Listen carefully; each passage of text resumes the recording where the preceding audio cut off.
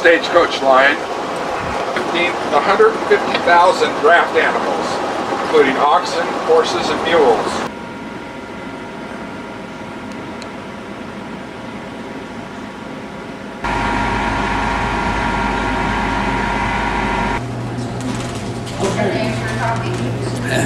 Thank you very much. Okay, thank you. We'll take these. This is my newest girlfriend. Whoa.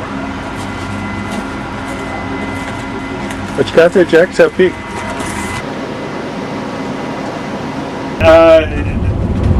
Probably by the late 1880s, the buffalo were gone.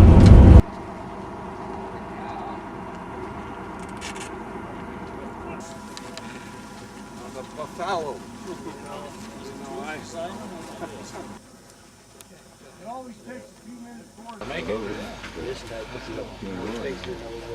When I was researching for Summit Springs spot, Bud Rusho told me if we're going this way, we got to go to Summit Springs. Bud's a real expert on it because someone told him it's a very interesting place. And when I Googled it, first thing that comes up is a Mr. Larry Fennell. Anyway, this is what you see here is the Summit Springs area. The white men called it Summit Springs because of the springs which originate up there about where that little tree is, right in the upper part of the green. That's where most of the water comes out of the ground. Over probably as much as 2,000 years or more, roving bands of Plains Indians and or whatever people they were used this area extensively for camping. Anyway, it not only is a good place to camp, but it was also the last major Indian cavalry battle in Colorado. The way the camp, as I say, referred to as the Cheyenne Dog Soldiers, that was a renegade faction of the Southern Cheyenne. In fact, they had been kicked out of the Cheyenne Nation because they were too warlike. They were just making too much trouble with the white man and not even trying to get along with him. Unthinkable to try to establish a homestead because you're pretty much assured of being attacked by the Indians and probably wiped out. So fight involved members of the 5th Cavalry Unit, about 244 officers and men under the command of General Carr. Larry has brought a lot of his artifacts for us to look at. I couldn't tell you about those. A fly button. Keep your fly shut. Oh, really? See if I got this. Here's it, John. Here's my That little teeny bullet hole. and all he'd have to do is just go from where so this was another one of those recreations.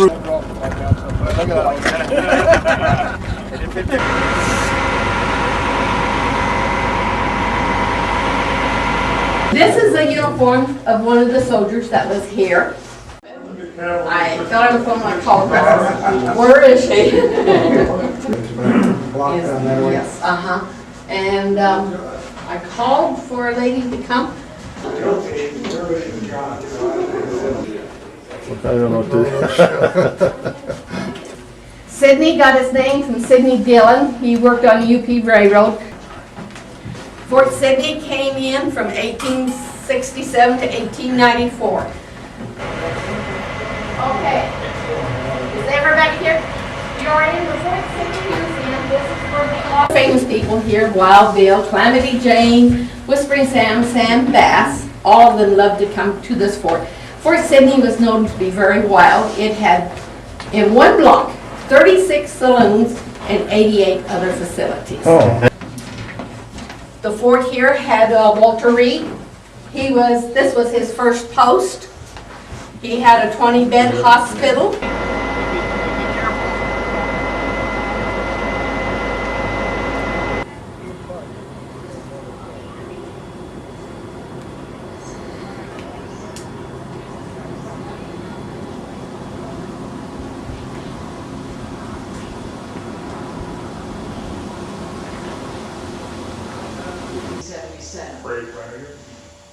And then, if you notice the flooring, it's all that original flooring.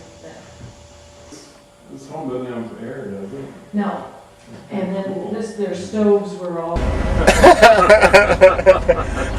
I spent a night here in 1969, and the state police disassembled a 1955 Chevy panel truck I had, and I was driving to the, and they asked us what we were doing, and we said, well, we're going to the Mississippi River to build a raft and go down the Mississippi River. And they that's probably when they decided to take the van apart. But they didn't find anything, and they ultimately let us go. Good morning to you. Top of the morning to us here in Sydney, Nebraska. Yeah.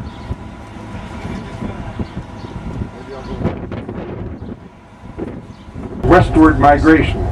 Nearby, past the Oregon-California Trail, the Mormon Trail, the Pony Express Trail, and the Sydney-Deadwood Trail. The rocks were vanguards of unforgettable scenic wonders that travelers would encounter farther west. Steve, That is meet this guy? Can on sacred. That Merrill Madison's in here.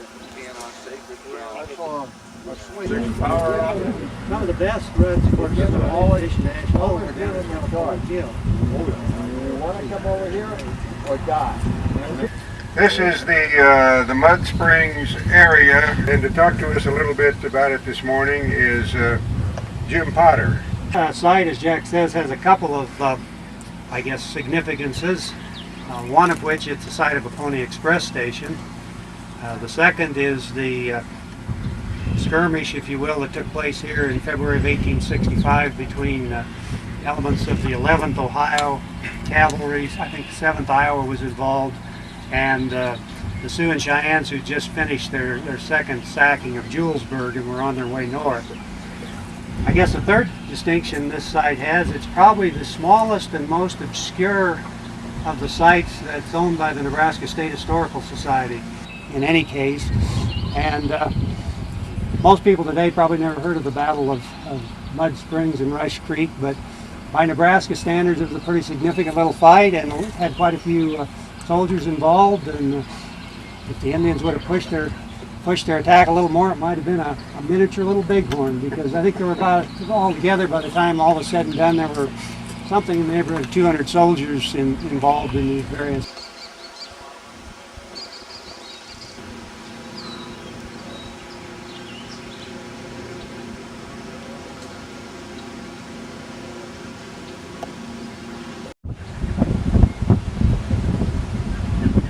Where's the bullfrog?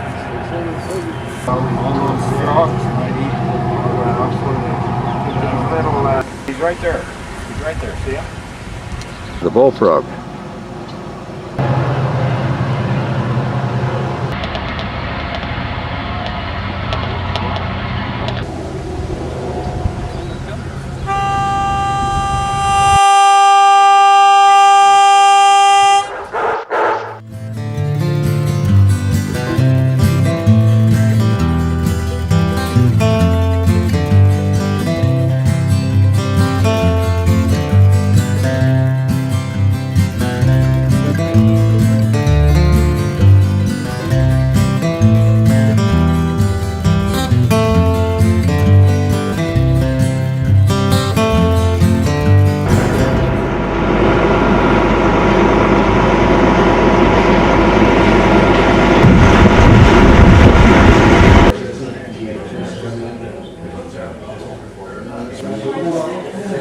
What do you think?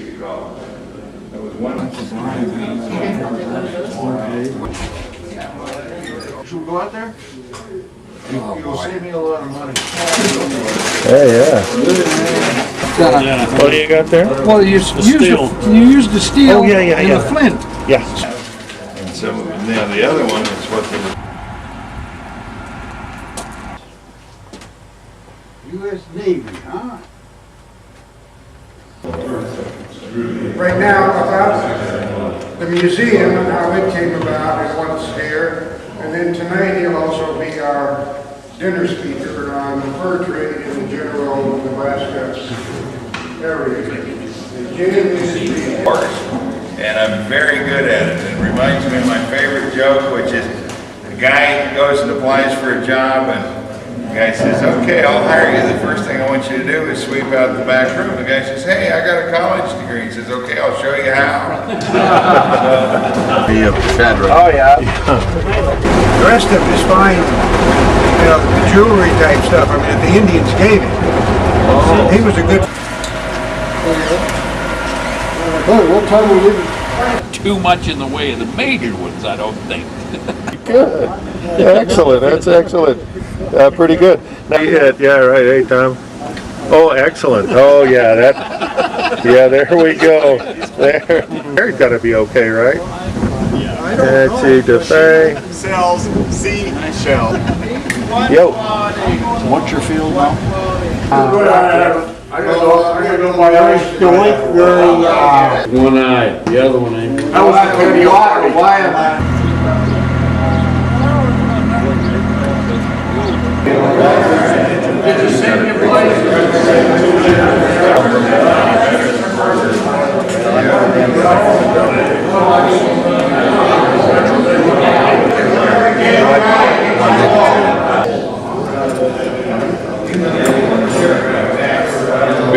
That night we talked about fur trade, did it with nary a tirade.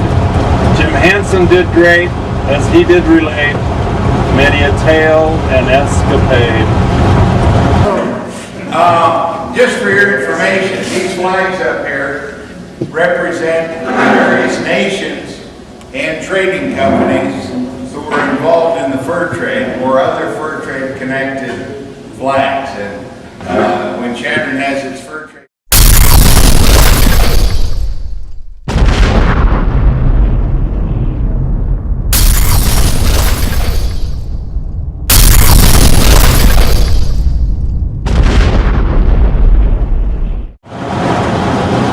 We witnessed a fireworks display. The gods were at war or at play, while Zeus hurled his bolts with plenty of volts, causing some to take off and pray.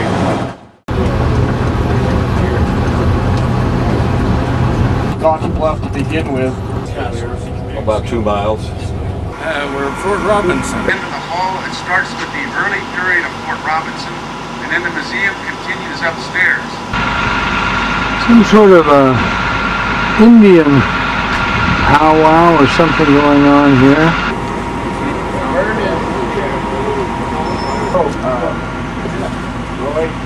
Well, it depends on whether they want.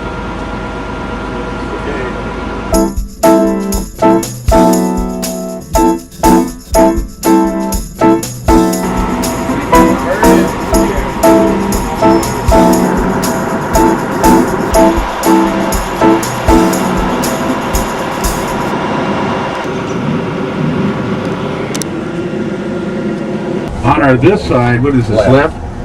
This is the original parade ground, so this is the old post right here on our left.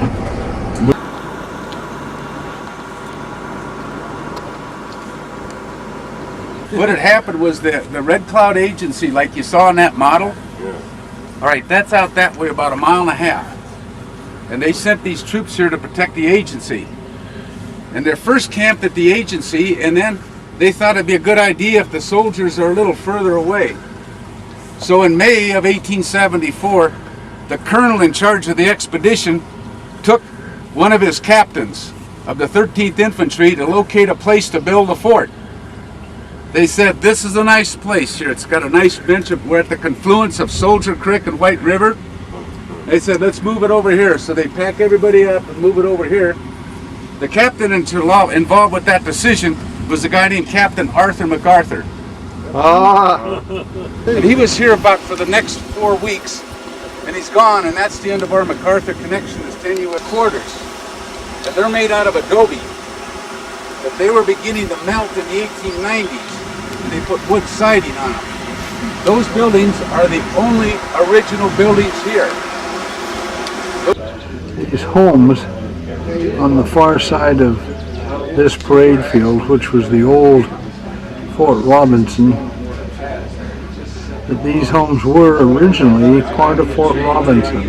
They were made of adobe, then later on sided, adobe repaired and re-sided. Then when they moved Fort Robinson further north here, or to my left in the picture, these became enlisted men barracks. Back behind, they had their stables and workshops. Altogether, they built this post, about 20 buildings, for 15 grand, which buys stoves, windows, doors, and nails. So the troops build the fort. Post number 1 of the guard, there's always a sentry marching back and forth right in front of this building. Post number 2 of the guard was next door at the commissary quartermaster warehouse. Post number 3 is down there in the hay corral. And post number 4 was back over there at the stable and magazine area. What about all the rest of this? Oh, there's nobody guarding over there. They didn't need it. So the post commander wanted to know, we ought to put something up at the site where Crazy Horse was killed. And he just happened to be in 1930. They had an old guy in town named Billy Clark who used to work at the agency. And General Hugh Scott blew into town. So we had old Hugh Scott and Billy show him the site where Crazy Horse was killed. Well, Hugh Scott was not here at the time. I don't think he was ever at Fort Robinson. But anyway, Hugh Scott knows all, sees all. These old birds are out here walking around, and they're going, and then back behind us, see, that's all horses. That's where they received the horses in the remount period.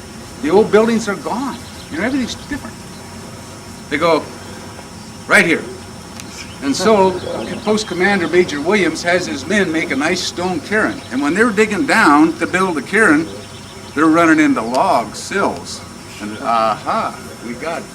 So they build their marker. And for generations, people have venerated the site for the death of Crazy Horse. The marker stood right in the middle of this building. And then when we started the archaeology here, we thought, we better put it where it's supposed to be. So that's when we moved it over there. So that was the different stories. One of the great stories of Fort Robinson, you see over there, there's 2 big cottonwood trees, and you see the pipe. Okay, you know what that was? That was a horse jump. No. Yeah, but a long time ago when it was down that far from the ground. That was a hitching post. Pretty close, Wesley. 1941, the Omaha World Herald came out here and did a story about how the fort's getting ready for the war. They took a picture of a soldier standing up in the stirrups of his horse touching the pipe. Caption reads, hitching post, an old fort that grew up with trees. Yeah. Old men come back here, my veterans, they come back. By God, the old hitching post is still there. Yeah, it's still there. Yeah. Then the story went that they put that up there to hang their deer and antelope and clean them out. Well, then, okay, they hung them by their thumbs, but nobody really looked at the fact that the Army abolished corporal punishment in 1870, 4 years before they were here. The reality of the matter was we had 2 large log barracks there and the cavalry barracks here, and the troops are moving into the new barracks. And we had a lot of married soldiers here. 9th Cavalry, a lot of married guys here. So they took the old barracks and kind of partitioned them off into living quarters for the married troops. And at some point about 1890, they put up a swing for their kids.